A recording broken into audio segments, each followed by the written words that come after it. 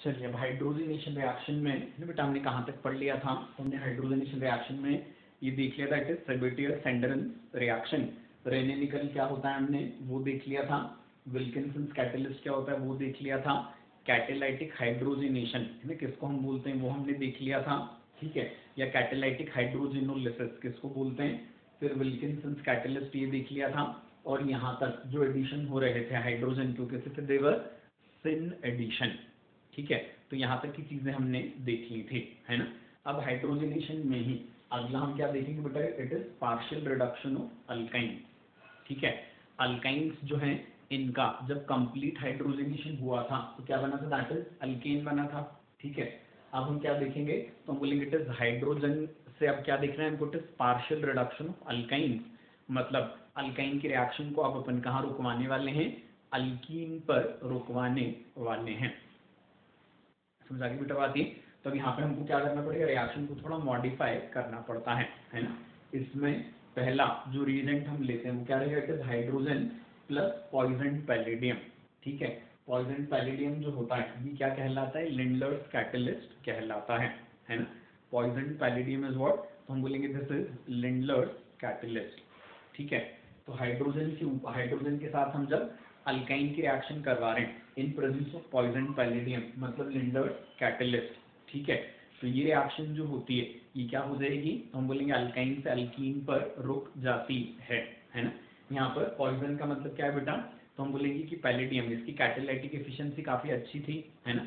तो हम क्या करते हैं यहाँ पर कुछ ऐसे केमिकल्स को इंट्रोड्यूस कर देते हैं जो पैलेडियम की कैटालाइटिक एफिशिएंसी को कम करवा देते हैं। इस वजह से इन केमिकल्स को क्या बोला जाता है, दे आर पॉइजन।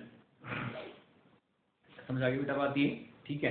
तो पैलेडियम की कैटालाइटिक एफिशिएंसी को कम करने के लिए जिन केमिकल्स को या सब्सटेंसेस को हमने यूज किया वो क्या है, दे आर कैटलिस्ट पॉइजन, ठीक है। और ये क्या तो करवा देंगे, तो हम बोलेंगे ये अल्काइन की रिएक्शन को अल्कीन तक तो करवा देते हैं लेकिन अल्कीन से आगे अल्केन तक नहीं ले जा पाते क्योंकि कैटालाइटिक एफिशिएंसी इनकी पुअर थी। आई बेटा बात समझ में, है ना। पॉइजन पैलेडियम जो होता है जिसको हमने क्या बोला, इट इज लिंडर्स कैटलिस्ट। तो इसमें पैलेडियम का पॉइजनिंग करवाने के लिए किन सब्सटेंसेस को लिया जा सकता है, तो हम बोलेंगे सल्फर ले सकते हैं, देन इट इज क्विनोलिन या BaSO4 या फिर BaCO3 एंड CaCO3। समझा गया बेटा बात ये। तो इनमें से किसी भी एक सब्सटेंस से यदि हम क्या करेंगे, पैलेडियम का पॉइजनिंग करवा दें, ठीक है, तो क्या बन जाएगा, तो हम बोलेंगे इट इज लिंडर्स कैटलिस्ट बन जाता है, ठीक है। और ये जो लिंडर्स कैटलिस्ट है ये क्या करेगा, तो हम बोलेंगे अल्काइन का रिडक्शन अल्कीन तक तो ये कैटेलाइज कर देता है लेकिन अल्कीन टू अल्केन ये नहीं ले जा पाएगा। आगे बेटा बात समझ में, है ना। अब इसके बाद फिर हाइड्रोजन विद P2 कैटलिस्ट, ये दूसरा। अब P2 कैटलिस्ट क्या, that is commercial name of the catalyst. होता क्या है, तो हम बोलेंगे निकल इस पर बोरॉन की पॉइजनिंग करवाई हमने ठीक है। तो हाइड्रोजन विद P2 कैटलिस्ट है। P2 कैटलिस्ट क्या है, तो हमने बोला इट इज निकल पॉइजन विद बोरॉन, ठीक है। इन दोनों रिएक्शंस में तो हमने क्या यूज किया था, दैट इज हाइड्रोजन यूज किया था। और कौन सी चीज थी, कैटलिस्ट पॉइजनस लिया था, है ना। अब थर्ड वाली रिएक्शन जो होती है इसमें हाइड्रोजन हम नहीं ले रहे हैं ना। क्या होता है यहाँ पर, सोडियम और लिथियम इन लिक्विड अमोनिया या लिक्विड मिथाइलमीन, है ना। यहाँ पर हाइड्रोजन का जो सोर्स रहेगा वो क्या रहेगा, सॉल्वेंट खुद होता है ना। तो इट इज सोडियम और लिथियम इन लिक्विड अमोनिया और लिक्विड मिथाइल अमीन। आगे बेटा बात समझ में, है ना। तो सोडियम और लिथियम इन लिक्विड अमोनिया और लिक्विड मिथाइल अमीन, ठीक है ना। अब कौन सी वाली चीज अपन बोलते हैं, तो हम बोलेंगे कि इन तीनों रिएजेंट्स के साथ जब हम क्या करवाते हैं, अल्काइंस के रिएक्शन करवाते हैं। और अल्काइंस में पहला वाला केस हम जो ले रहे हैं वो कौन सा, that is of internal alkyne, ठीक है। इंटरनल अल्काइन का मतलब क्या, तो हम बोलेंगे जहाँ पे ट्रिपल बॉन्ड जो होता है वो कॉर्नर में न रहते हुए क्या रहेगा, मॉलिक्यूल में अंदर की तरफ होता है ना। जब ट्रिपल बॉन्ड कॉर्नर में न होते हुए क्या रहेगा, अंदर की तरफ होगा, उसको हम क्या बोलेंगे, इट इज इंटरनल अल्काइन बोलते हैं। आगे बेटा बात समझ में, है ना। अब इस इंटरनल अल्काइन का जो अपन क्या करवाएंगे, इट इज हाइड्रोजनेशन करवाते हैं, है ना। इस इंटरनल अल्काइन का जब हम क्या करवाएंगे, हाइड्रोजनेशन करवाते हैं, है ना, क्या लेकर, तो हम बोलेंगे इट इज लिंडर्स कैटलिस्ट या P2 कैटलिस्ट लेकर, है ना। तो हमको क्या देखने को मिलता है कि अल्कीन जो हमको मिलेगी वो कौन सी मिल जाती है, दैट इज सिस अल्कीन मिल जाती है ना। इंटरनल अल्काइन पर जब हम क्या करवा रहे हैं, हाइड्रोजनेशन करवा रहे हैं, किसके साथ, तो हमने बोला लिंडर्स कैटलिस्ट के साथ या P2 कैटलिस्ट के साथ, ठीक है। तो क्या होता है, तो हम बोलेंगे, तो रिएक्शन में हम क्या मिलती है, इट इज सिस अल्कीन, है ना। और इसका रीजन अपन समझ चुके पिछले वाले सेक्शन में कि ये वाले दोनों हाइड्रोजनेशन कहाँ पर हो रहे हैं, मेटल सरफेस, इसके केस में पैलेडियम और इसके केस में किस पर, दैट इज निकल के सरफेस पर, ठीक है। तो मेटल के सरफेस पर होने वाला हाइड्रोजनेशन क्या बोला था हमने, सिन एडिशन होता है ना। मेटल के सरफेस पर होने वाला हाइड्रोजनेशन सिन एडिशन होता है, इस वजह से कौन सी चीज हो जाएगी, तो हम बोलेंगे दोनों हाइड्रोजन यहाँ पर सेम साइड से जुड़ेंगे, दोनों हाइड्रोजन सेम साइड से जुड़े तो दोनों मिथाइल सेम साइड चले गए, मतलब मिलने वाली अल्कीन हमको क्या मिलेगी, दैट इज सिस अल्कीन मिलती है।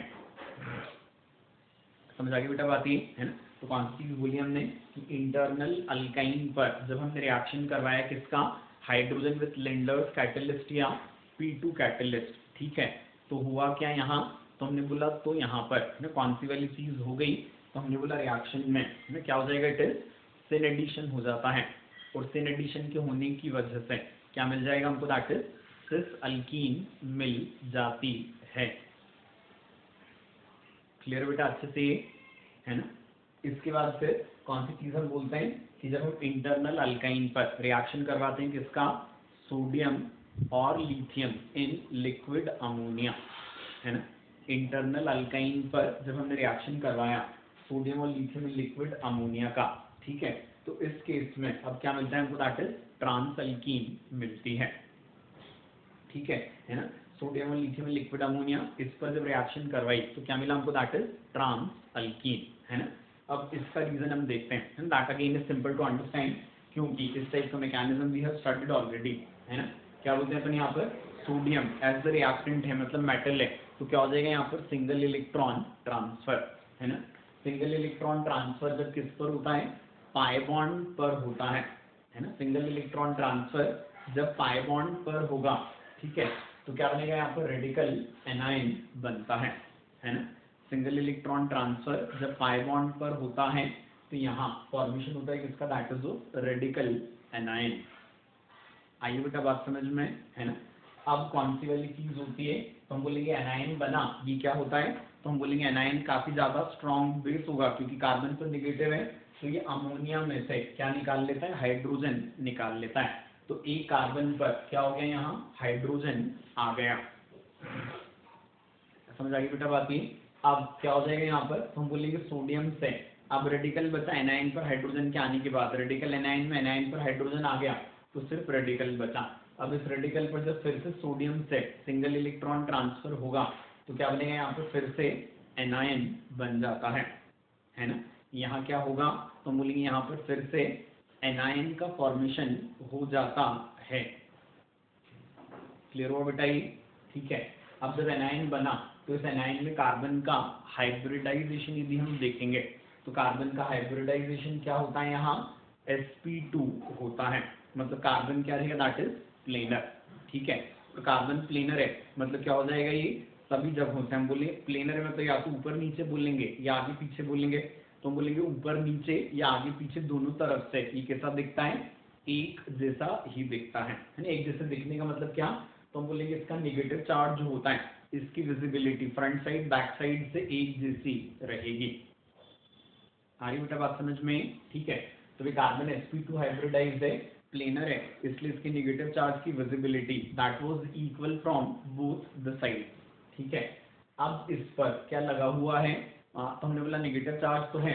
अब अमोनिया क्या है, जो हाइड्रोजन का सोर्स है वो सॉल्वेंट भी है, ठीक है। सॉल्वेंट क्या करता है, हम बोलेंगे सॉल्यूट को सारी तरफ से सराउंड करके रखता है, ठीक है।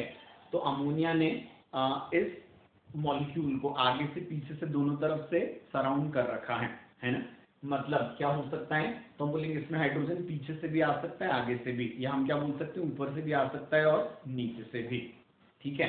क्योंकि ammonia is the source of hydrogen, है ना।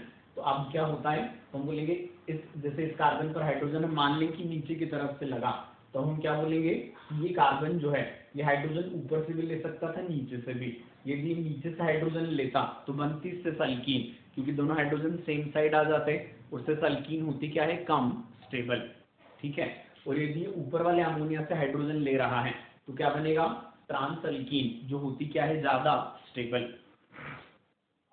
आता है क्या बेटा समझ में, है ना। तो इस वजह से हम कौन सी चीज बोलेंगे कि यहाँ पर सिस और ट्रांस दोनों अल्कीन के फॉर्मेशन के जब चांसेस थे तो कौन सी चीज हुई, तो हमने बोला ये ना क्या करेगा, ट्रांस अल्कीन को बनवाना प्रेफर करता है, क्योंकि ट्रांस अल्कीन की स्टेबिलिटी ज्यादा होती है। आए बेटा समझ में।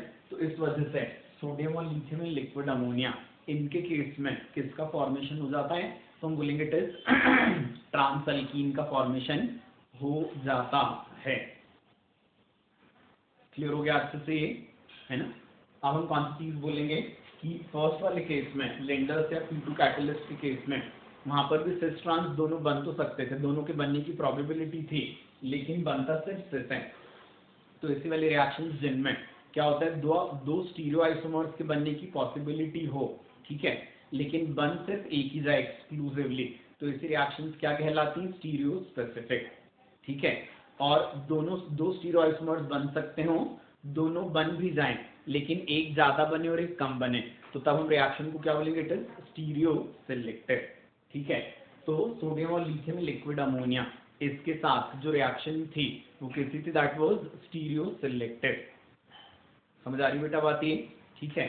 और कौन सी चीज हम बोलेंगे, तो हम बोलेंगे it is hydrogen with Lindlar's catalyst या P2 कैटलिस्ट, इसके साथ जो रिएक्शन थी वो कैसी थी, स्टीरियो स्पेसिफिक, ठीक है। तो दो स्टीरियो आइसोमर्स बन सकते थे और क्या हो, सिर्फ एक ही बने एक्सक्लूसिवली, तो रिएक्शन 100% स्टीरियो सिलेक्टिव या एक्सक्लूसिवली स्टीरियो सिलेक्टिव या स्टीरियो स्पेसिफिक हो जाती है, ठीक है। और दो स्टीरियो आइसोमर्स बन सकते हो, दोनों बने, एक ज्यादा बने एक कम बने, तो रिएक्शन क्या होती है, स्टीरियो सिलेक्टिव। आगे बेटा समझ में है ना। अब इसके बाद फिर यदि टर्मिनल अल्काइन पर हम क्या करवाएंगे, हाइड्रोजन का रिएक्शन विथ लिंडर्स कैटलिस्ट या P2 कैटलिस्ट, ठीक है, तो हम बोलेंगे दिस इज नॉर्मल रिएक्शन, इसमें अल्कीन बन जाएगी, बट अल्कीन टर्मिनल थी जिस पर क्या नहीं होता, तो हम बोलेंगे it is cis trans isomerism नहीं, तो इसलिए हम बोलेंगे इस रिएक्शन में कोई स्पेशलिटी नहीं है एज सच, ठीक है। और क्या होगा, टर्मिनल अल्काइन पर जब सोडियम और लिथियम इन लिक्विड अमोनिया इसकी रिएक्शन करवाएंगे, है ना, टर्मिनल अल्काइन पर जब सोडियम और लिथियम इन लिक्विड अमोनिया ये रिएक्शन हम करवाते हैं, ठीक है, तो कौन सी चीज हो जाएगी, तो हम बोलेंगे यहाँ पर ये हाइड्रोजन के साथ that is acidic in nature, ठीक है। इस वजह से सोडियम या लिथियम इसके साथ क्या बना लेते हैं, सॉल्ट बना लेंगे, ठीक है। और क्या हो जाएगा यहाँ पर, हाइड्रोजन का लिबरेशन, है ना। तो टर्मिनल अल्काइन पर सोडियम और लिथियम इन लिक्विड अमोनिया, इसने रिडक्शन करवाने के बजाय क्या कर लिया, सॉल्ट फॉर्मेशन रिएक्शन कर ली। आगे बेटा बात समझ में, तो this is special, this is to be kept in mind, है ना। अब इसके बाद फिर कौन सी चीज हम बोलेंगे, नेक्स्ट वाली रिएक्शन हाइड्रोजनेशन में क्या रहेगी, दैट इज बर्च रिडक्शन, ठीक है। बर्च रिडक्शन जो होता है ये सिर्फ टर्मिनल अल्कीन्स पर देखने को मिलता है ना। बर्च रिडक्शन जो होगा, क्या बोल रहे हैं बेटा हम, ये सिर्फ टर्मिनल अल्कीन्स पर देखने के लिए मिलता है ना, टर्मिनल अल्कीन्स पर देखने को मिलेगा, है ना। बर्च रिडक्शन में रिएक्शन हम करवाते हैं किसकी, सोडियम और लिथियम इन लिक्विड अमोनिया की, ठीक है। साथ में सॉल्वेंट इथेनॉल भी हमने डाल दिया। आएगा समझ में, है ना। क्या बोले हमने, बर्च रिडक्शन में हमने टर्मिनल अल्कीन पर क्या करवाया, सोडियम और लिथियम इन लिक्विड अमोनिया, साथ में क्या डाला हमने, दैट इज इथेनॉल, ठीक है। क्या हुआ इससे, तो हम लोग यहाँ पर क्या हो जाएगा, टर्मिनल अल्कीन यदि होगी तो it is by the same mechanism, single electron transfer, क्या हो जाता है, अल्केन का फॉर्मेशन हो जाता है। क्लियर हो गया बेटा ये, है ना। लेकिन अल्कीन यदि इंटरनल होगी तो इंटरनल अल्कीन पर क्या नहीं होता, तो हम बोलेंगे इंटरनल अल्कीन पर बर्थ रिडक्शन नहीं होता। ठीक है, सिंगल इलेक्ट्रॉन ट्रांसफर के बाद यहाँ पर जब प्रोटोनेशन होगा तो यहाँ ये ध्यान में रखना है कि प्रोटोनेशन में प्रोटॉन का सोर्स जो रहेगा दिस विल बी इथेनॉल, है ना, नॉट अमोनिया, क्योंकि इथेनॉल के हाइड्रोजन की एसिडिटी ज्यादा होती है ना, इथेनॉल के हाइड्रोजन की एसिडिटी ज्यादा होती है। आगे बेटा समझ में, ठीक है। तो यहाँ पर बर्थ रिडक्शन में source of hydrogen will be what that ethanol rather than ammonia, as hydrogen of ethanol is more acidic than hydrogen of ammonia. Clear बेटा ये, है ना। अब इसके बाद फिर हाइड्रोजनेशन में लास्ट वाला जो केस रहेगा ये कौन सा वाला होता है, it is of transfer hydrogenation. ठीक है, हाइड्रोजनेशन में आखिरी केस जो रहेगा वो कौन सा है, ट्रांसफर हाइड्रोजनेशन का, है ना। ट्रांसफर हाइड्रोजनेशन दो रिएजेंट्स लेकर हम करेंगे।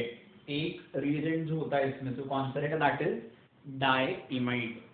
ठीक है, डाइइमाइड जो होता है उसका इन सीटू जनरेशन करवाते हैं अपन, किससे, N2H4 + H2O2 से।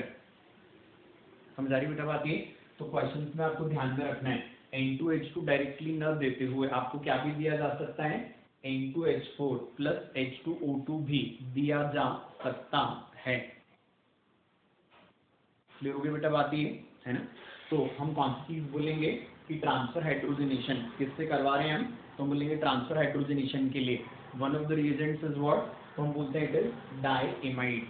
ठीक है, डाइइमाइड का क्या करवाते हैं अपन, तो हम बोलेंगे that is in situ generation करवाते हैं, है ना। कैसे करवाएंगे, तो हम बोलेंगे इट इज N2H4 + H2O2 लेकर, है ना, इट इज N2H4 + H2O2 लेकर ये हम करवाते हैं।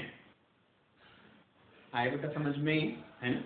अब हम कौन सी चीज बोलेंगे कि डाइमाइड के साथ जो रिएक्शन होती है that is very simple to understand.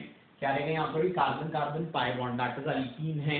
कौन सी चीज होती है, तो हम बोलेंगे दोनों नाइट्रोजन क्या करेंगे, अपना हाइड्रोजन में किसको दे देते हैं, इट इज कार्बन को देते हैं, दैट इज वाया और ट्रांजिशन स्टेट, है ना। क्या होगा, यहाँ नाइट्रोजन हाइड्रोजन बॉन्ड टूट रहा है और ये हाइड्रोजन कार्बन के साथ बॉन्ड बनाने लगा। ठीक है, यहाँ कार्बन पर क्या आने लगेगा, कार्बन का क्या हो जाएगा, पाई बॉन्ड टूटने लगता है और इधर नाइट्रोजन नाइट्रोजन इनके बीच में पाई बॉन्ड बनने लगेगा। समझ आ गई बेटा बात ये।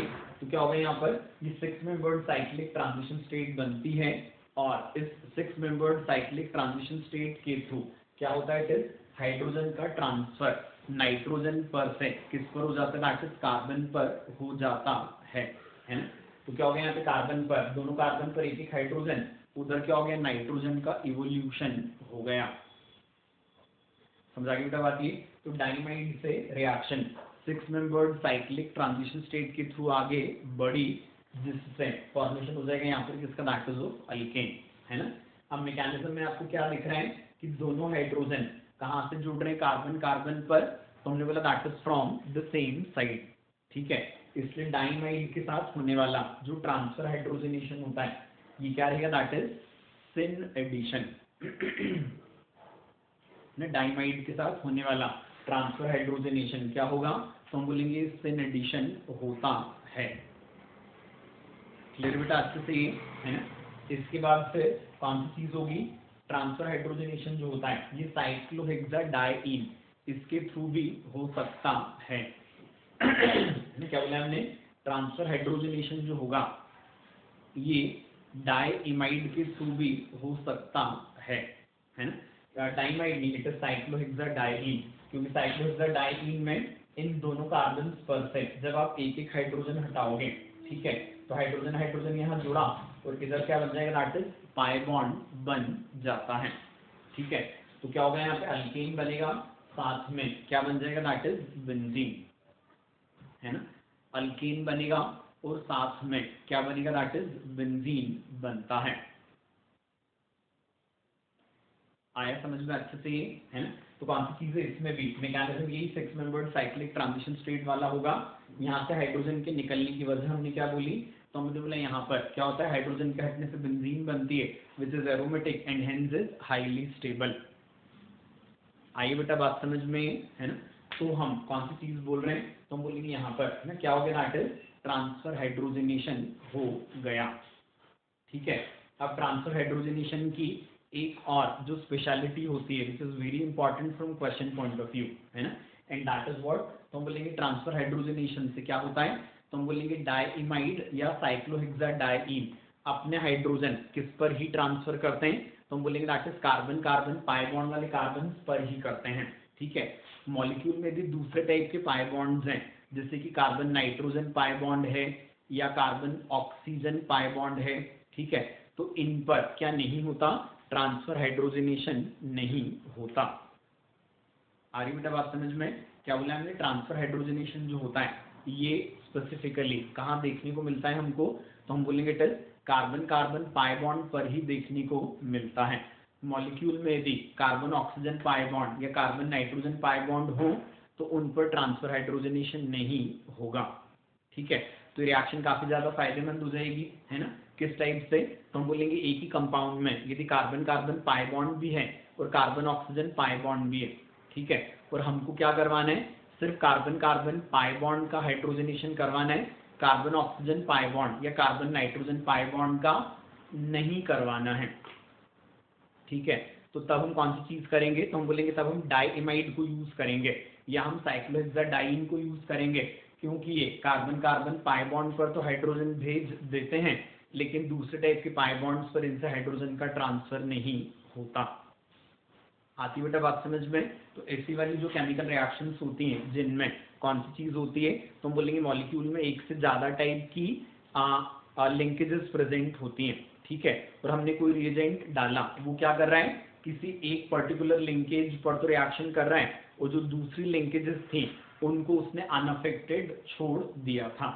ठीक है, तो ऐसी वाली जो रिएक्शंस होती हैं जिनमें कोई रिएजेंट क्या करता है, किसी पर्टिकुलर लिंकेज को सिलेक्ट करके रिएक्शन करता है और दूसरी वाली जो लिंकेजेस होती हैं उनको वो अनअफेक्टेड छोड़ देता है। ठीक है, तो ऐसी वाली जो रिएक्शंस होती हैं ये क्या कहलाती हैं, दीज आर कॉल्ड कीमोसिलेक्टिव रिएक्शंस, है ना। ये वाली जो रिएक्शंस होती हैं ये क्या कहलाएंगी, तो हम बोलेंगे ये रिएक्शंस कहलाती हैं कीमोसिलेक्टिव रिएक्शंस। आए बेटा समझ में, ठीक है, तो अब कौन सी चीज हम देखेंगे, दिस इज वेरी इंपॉर्टेंट ना, जैसे ये कंपाउंड था इसमें कार्बन कार्बन पाई बॉन्ड भी था and carbon oxygen pi bond भी था, इसके ऊपर यदि आप हाइड्रोजन और निकल डालकर हीट करोगे तो ये तो क्या करेगा, कार्बन ऑक्सीजन पाई बॉन्ड को भी रिड्यूस कर देता है और कार्बन कार्बन पाई बॉन्ड को भी रिड्यूस कर देता है ना, मतलब सिलेक्टिव नहीं है, ये इससे भी रिएक्ट कर रहा है और इससे भी कर रहा है ना। अब आपको ऐसी कुछ जरूरत थी ऐसी किसी कंपाउंड की कि जिसमें कार्बन कार्बन पाई बॉन्ड तो रिड्यूस हो जाता लेकिन carbon oxygen pi bond unaffected छूट जाता, है ना। तो हम बोलेंगे हाइड्रोजन निकल से तो हम ये नहीं कर पा रहे, लेकिन इस पर जब हम डाइइमाइड डालेंगे दैट इज N2H4 + H2O2 तो ये क्या करेगा, कार्बन कार्बन पाई बॉन्ड को तो रिड्यूस कर देता है लेकिन कार्बन ऑक्सीजन पाई बॉन्ड को ये अनअफेक्टेड छोड़ देगा। आया बेटा समझ में, है ना। तो हम कौन सी चीज बोलेंगे, तो हम बोलेंगे कि यहाँ हमने क्या देख लिया, कीमोसिलेक्टिव रिएक्शन का एग्जाम्पल भी देख लिया। समझ आ गया बेटा अच्छे से ये, है ना। तो हम कौन सी चीज बोलते हैं, तो हम बोलेंगे ट्रांसफर हाइड्रोजनेशन जो होता है that is a case of what, that chemoselective reaction. Clear बेटा अच्छे से ये, ठीक है ना। तो ये हाइड्रोजनेशन से रिलेटेड सारी चीजें हमने देख ली। हीट ऑफ हाइड्रोजनेशन उसको हाइपर कॉन्जुगेशन और अल्कीन की स्टेबिलिटी से कैसे रिलेट करते हैं ये लास्ट ईयर अपना ऑलरेडी पढ़ा हुआ है। क्लियर है अच्छे से ये, है ना। चलो इसके आगे नेक्स्ट वाले रिएक्शन अगले टर्न पे देखेंगे हम।